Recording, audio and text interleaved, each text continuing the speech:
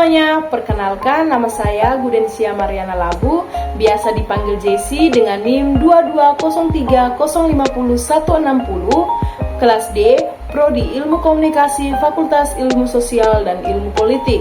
Di sini saya akan mengerjakan tugas yaitu komunikasi politik.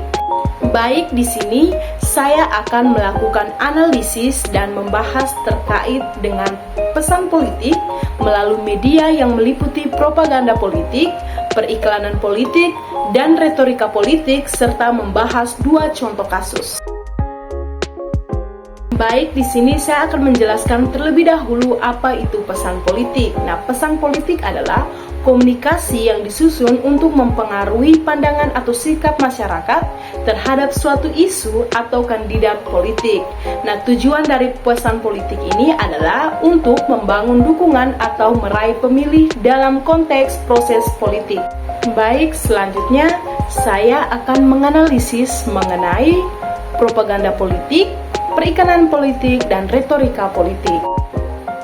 Propaganda politik melalui media dapat mempengaruhi opini publik dengan menjanjikan informasi secara selektif untuk mempromosikan suatu agenda politik. Periklanan politik memanfaatkan teknik pemasaran untuk membangun citra positif calon atau partai.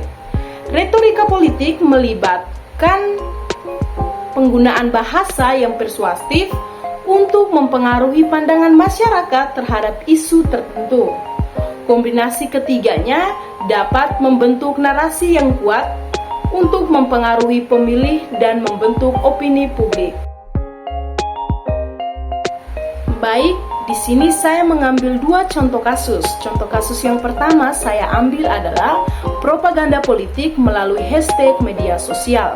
Artinya, media sosial sebagai alat propaganda politik telah bergeser dari media konvensional seperti surat kabar dan televisi ke media sosial. Hashtag menjadi alat propaganda modern yang efektif dan murah. Politisi dan partai politik menggunakan media sosial, terutama Twitter, untuk mempengaruhi opini publik dan membangun citra positif. Oke, contoh kasus kedua yang saya ambil adalah berita kampanye pemilihan presiden. Dalam konteks Indonesia, kampanye politik selalu syarat dengan berbagai kepentingan. Propaganda dianggap sebagai cara yang kuat untuk mempengaruhi keputusan politik.